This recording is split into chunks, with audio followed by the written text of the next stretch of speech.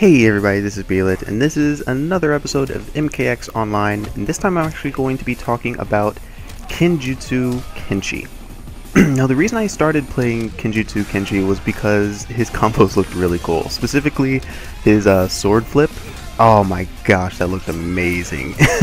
So I wanted to be all over that. When I got into him, I expected him to be a fairly decent character. And he was, for the most part. He is. The biggest issue with Kenjutsu Kenshi is really just that he doesn't really compare to a lot of the other characters in the game. The other characters generally just have more options. And when you have more options, it's pretty much always better. Kenjutsu is a little bit straightforward. Because of that, I think he's a little bit easier to fight against. He still has 50-50s, and as long as you have 50-50s, you are capable of winning. Make no mistake about that. He is definitely a character that can win. But if you compare him to the other characters, and you compare what he can do against what other characters can do, you will generally find that he just doesn't quite measure up to them.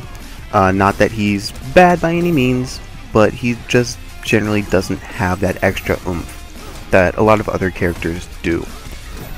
Most of the time I find that when I use Kenjutsu, I have to set up the low overhead sword flip.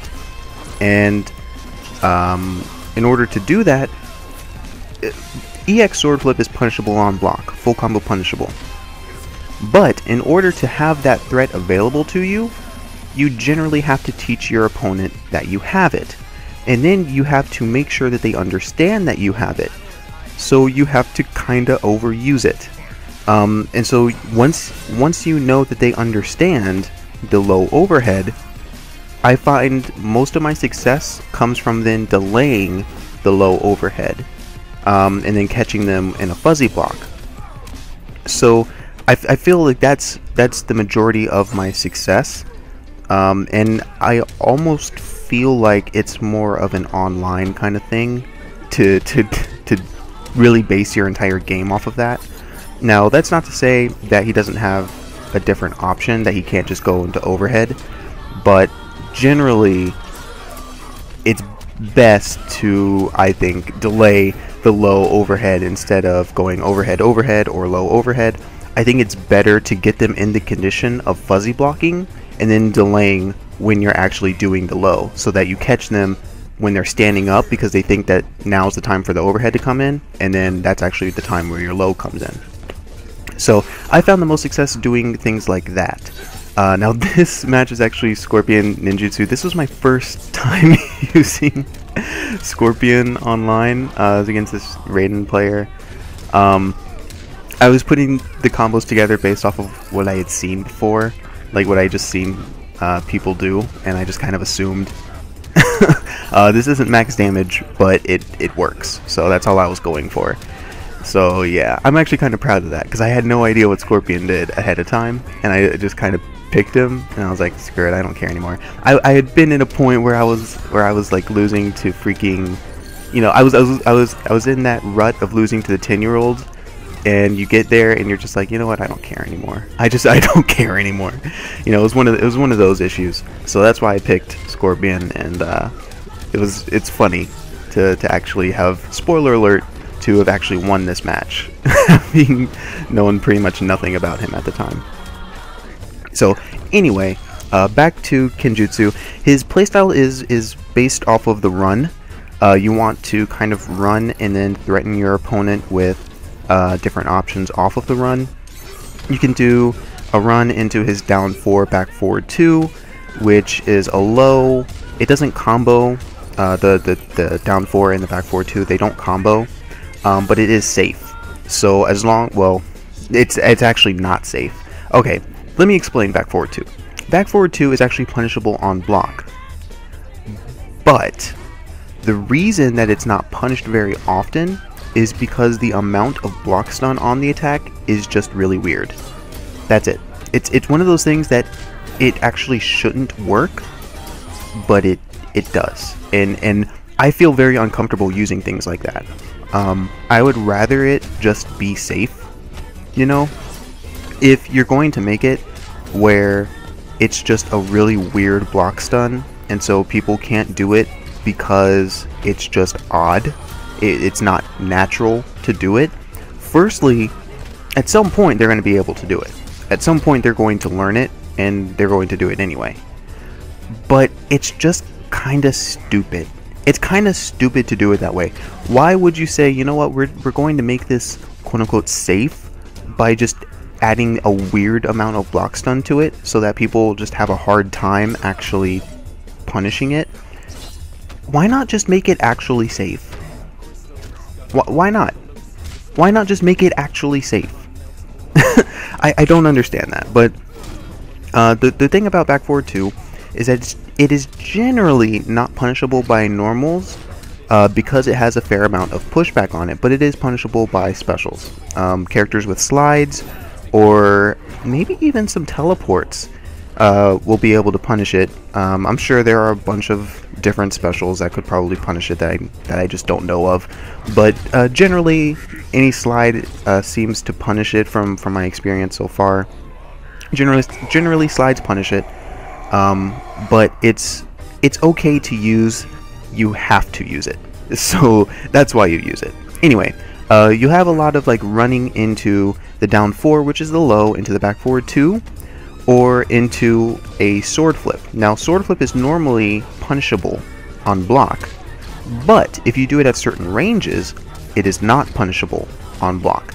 So that's why you have that run game, and that's why you want to set your opponent up in kind of this mid-screen situation. You don't want them full screen because you don't have any tools at full screen. You have a fake tool at full screen, but it's not real. People, a lot of times, when I play online, they will crouch and block his back forward 3, which is his full screen kind of like telegrab thing. You don't have to block that. If you just crouch, it'll whiff and it'll miss you, and you can just like run up and start doing stuff.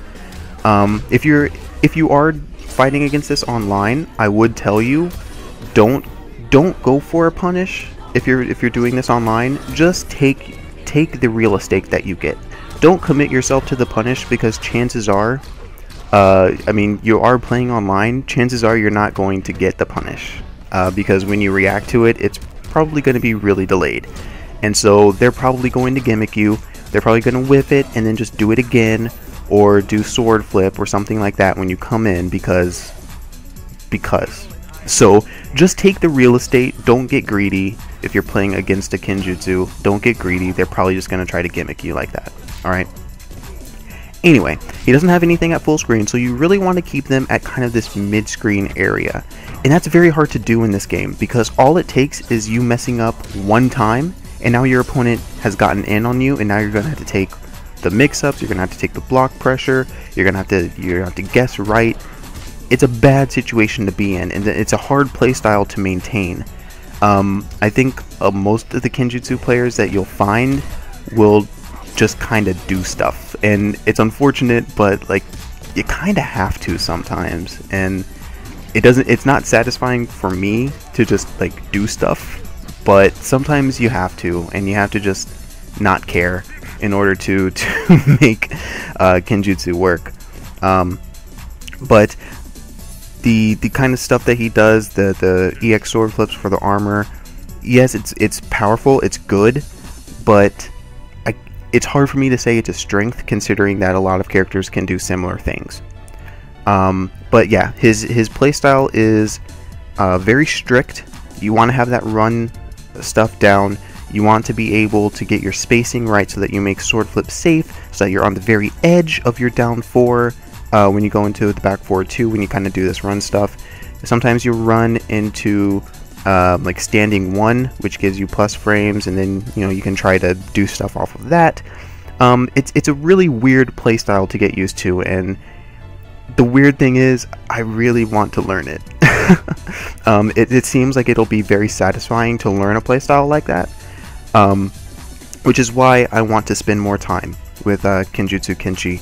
He's a very interesting character, and I really want to understand him and to at least get to a point where I feel somewhat confident using Kenjutsu. So thank you for joining me. I will have a few more MKX videos. I'm not going to make any commitments to this being a very long series. I'm not going to make any commitments to it getting to 10 episodes. I will just say that. But I will have a few more MKX videos coming at some point, so be on the lookout for that. You'll probably see a little bit more Scorpion, definitely more Kenjutsu, and in the near future, probably Lasher Takeda, and maybe Gunslinger Aaron Black. So anyway, I will see you guys next time. Thank you for watching. I would greatly appreciate it if you would share this video, because I don't get a lot of views. I need some help. I will see you guys next time. Thank you for watching.